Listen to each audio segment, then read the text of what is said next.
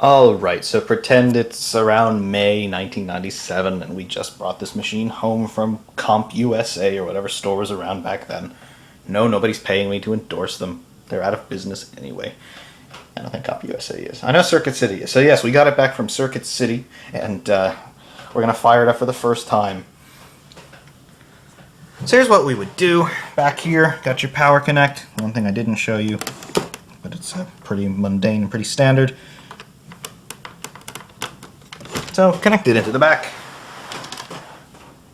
There's activity going on. Yes, we got a green status light for the power, and we've got an orange status light for the battery because it's not fully charged and it never will be ever again in the history of everything. Next, open up your screen there, and on the side, interesting way that they protect the power button. You cannot accidentally turn this machine on. You got this switch. Yes, a switch to turn on a computer. Boy, how far we've come. Anyway, pull that toward you, which exposes the proverbial power button. Why they didn't just make it a switch, I don't know. But you press the power button and it turns on. I will say the machine is running two operating systems. It's running Windows 2000 and Windows XP, believe it or not. So we have our pick. I think I'm going to boot it up into 2000 to start with at least. And we'll see how it goes. I was running it a little bit earlier today just to test everything out before I made the video. So I may or may not have to tell it which century it is, because the button cell on the motherboard is long passed out of its existence on this good earth with us. So again, it may or may not remember what today's date is, so we may get a bad checksum when we start. So fingers crossed. It's alive. And there's the bad checksum, just as I expected. So press F1. Will do. Anyway, it gives you a chance to see the system setup screen in your BIOS. Toshiba BIOS version 6.4. Only the best. So yeah, it gives you an idea of everything that's going on. Navigate with the arrow keys. Of course, boot priority. Yes. Ooh, first boot on the floppy. Yes, love that. Again, interestingly, you can't change the date and time in BIOS. Let's see, this is page 2. Shows you all the hardware profiles, all that stuff, but you cannot actually change the date and time. So, leaves you with an interesting conundrum. Because on a lot of machines you can't start an operating system if you have a date that is outside a given range. However, it's not true with this one. All we do here, we hit escape. Exit without saving? Yes, because we didn't change anything. At least I hope we didn't. And, yes, in true MS-DOS fashion, we hit Y to confirm. Oh, it's in touch with tomorrow. That's nice. So, here's your options.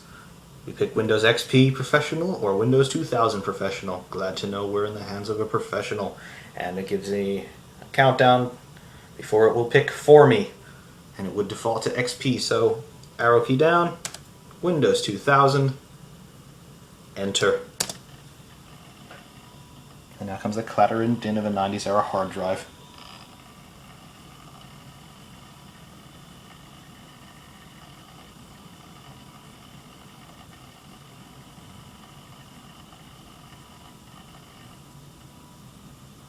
Oh yes.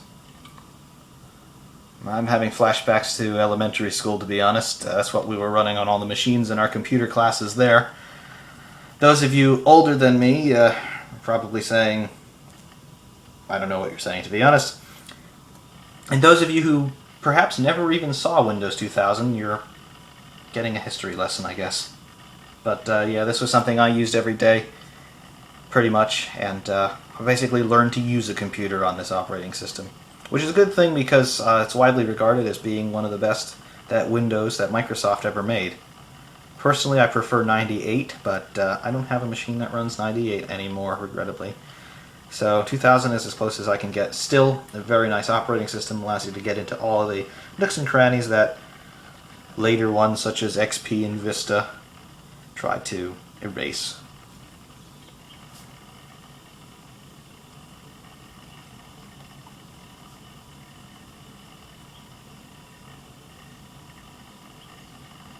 Status lights down here. Hard drive is merrily flashing away. And Windows is starting up. Any moment now. Yeah, the read-write speeds on these old drives were very slow by modern standards, so it takes a while to boot up a machine. And it's just something that they always did. But back then we didn't know any better, so it wasn't as noticeable. And here we go. The date or time on your system is invalid. Please use the date time applet in the control panel to properly set your time and system time and date. Oh yes. Let's see what day it thinks it is. I know exactly what day it thinks it is, but I'll let us discover it together.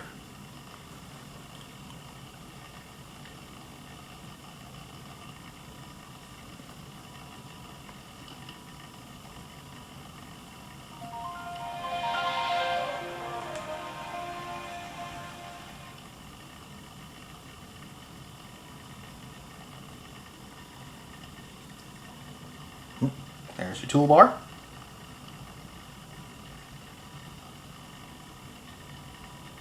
Well, number one for starters, let's see, exposure corrects. I'll tell you one thing, it's not 11:04 p.m. It's currently 3:16 p.m. So that's the first thing it's got wrong. But I'll guarantee you it's in a completely different century on top of that, so that's the least of our problems.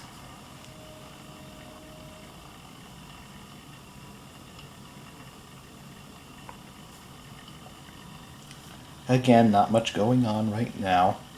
Doing all this in real time though, so you can see just how long it takes one of these old machines to start up.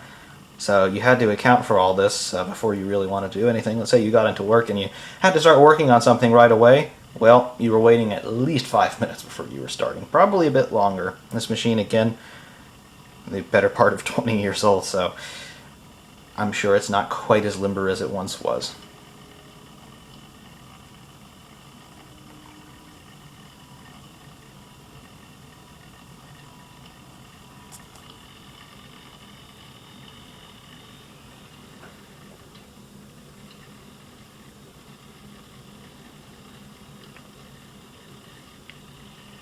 There's our icons.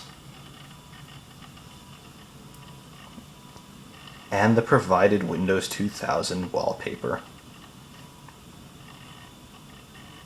That silhouette of a person's committing suicide, it looks like. It's like a swan dive out of an airplane. Anyway, very colorful. Yes, the Windows logo. The old Windows logo. Now they've taken an iron to it and straightened things out. But that's what it was. All the way from the days of Windows 95 and probably even before that. I think the oldest Windows operating system I've ever used was Windows 3, so I remember it even from then.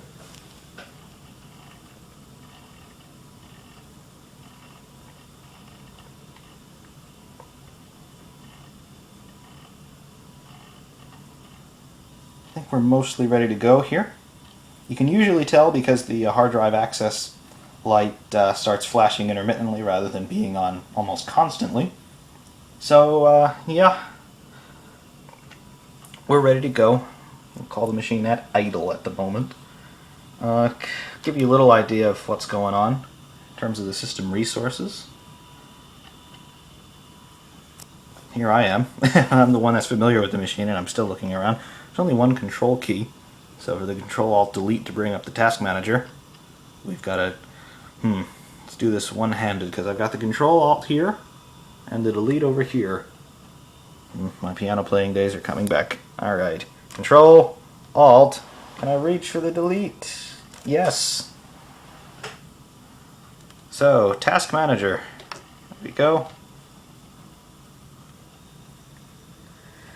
And we have a live look at the computer usage, the processor usage, the memory usage. Handles threads, no idea what that means, but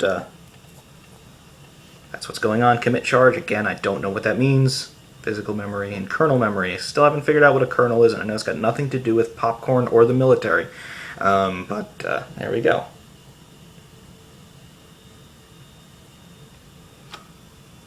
So yeah, things are sitting pretty stable.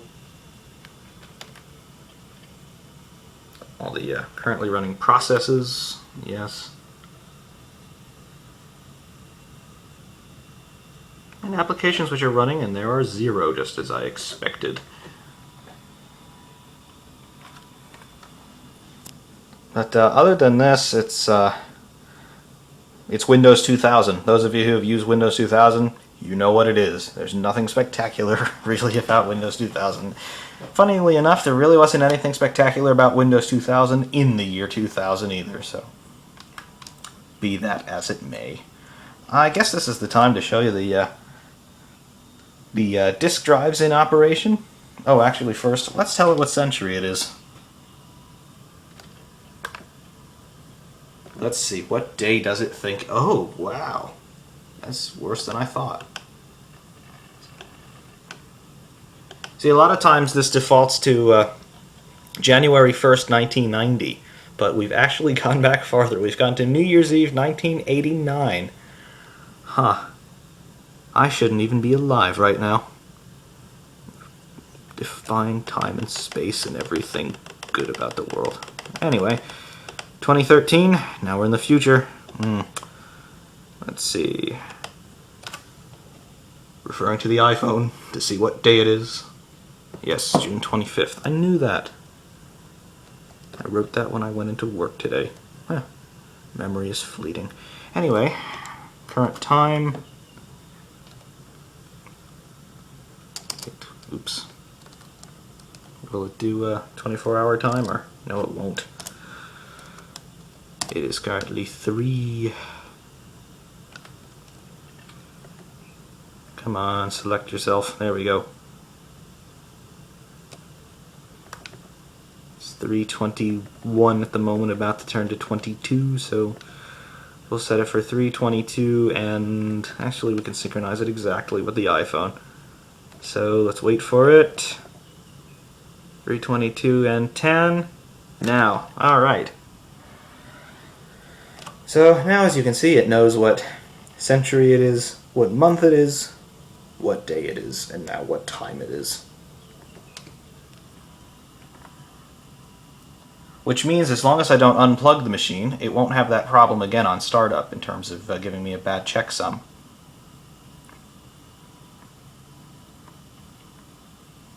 Full screen view on what the machine is doing.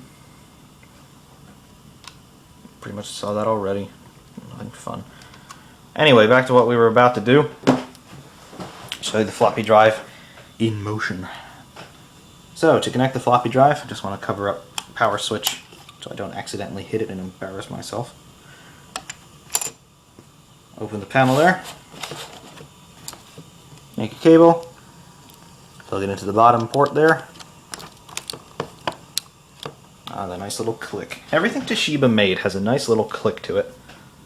Very reassuring. And again, the millennials might not know about this. Floppy disk.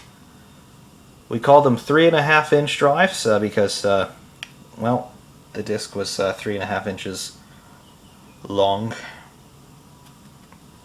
And no lasers, anything involved with this. This is magnetic tape. It's a flat disc of magnetic tape inside. So when you put it in the drive, this flap opens, and you can see that reflective surface in there. That is the magnetic tape. Has microscopic iron filings on it, essentially, which are manipulated by magnetic fields. And that encodes the zeros and ones, your binary code, in order to save data. So, anyway, into the drive with our disk. Notice there's no auto run, no nothing like that. Not like a CD-ROM. We have to manually access the drive, so here that means we go into my computer, come up. We'll click on it and it will open up. You also get to hear what a drive sounds like.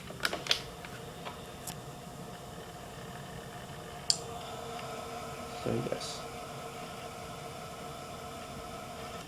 That green light there shows you that the spindle is moving. You don't want to remove the disc when the spindle is moving because you can damage the data storage medium, that magnetic tape in there.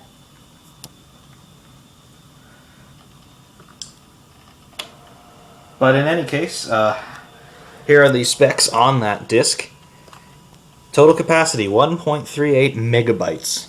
The unformatted capacity was 1.44, but once you formatted it, you're down to 1.38. Yes, that's megabytes. The typical photograph that's now being stored in most digital cameras at 8 or 10 megapixels, bigger than what you could fit on an entire floppy disk. That's how far we have come, ladies and gentlemen. So as you can see, there is something on the disk. We've got 512 bytes. Yes, that's bytes of information stored on the disk. Not even enough to bring down our grand rounded total, but obviously there's something there. So, I'll access, and look, it's a text file. Wonder where that came from. No, I don't, I made it earlier. Anyway, text editor, hello world. Hello world, yes. The machine's telling you it's still alive after all these years. Good for it.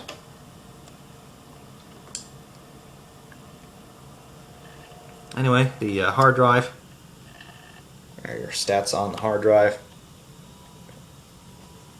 Almost full, but again, 500 megabytes on one of these machines went a very long way.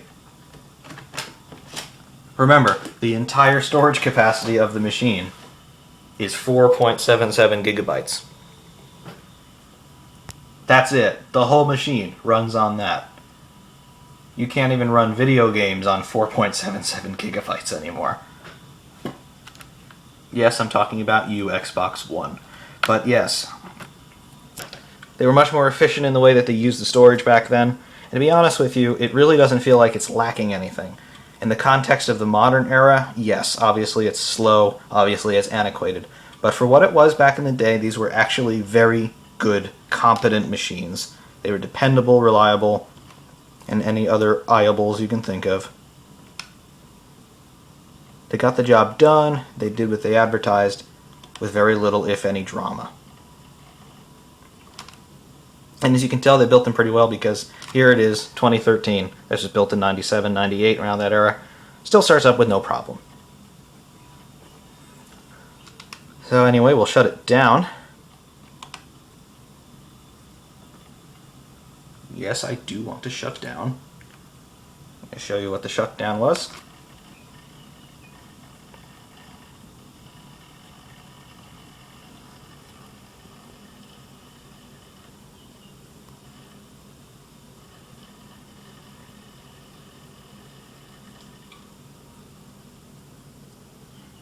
And that's it. We're back to our initial two status lights that we had before.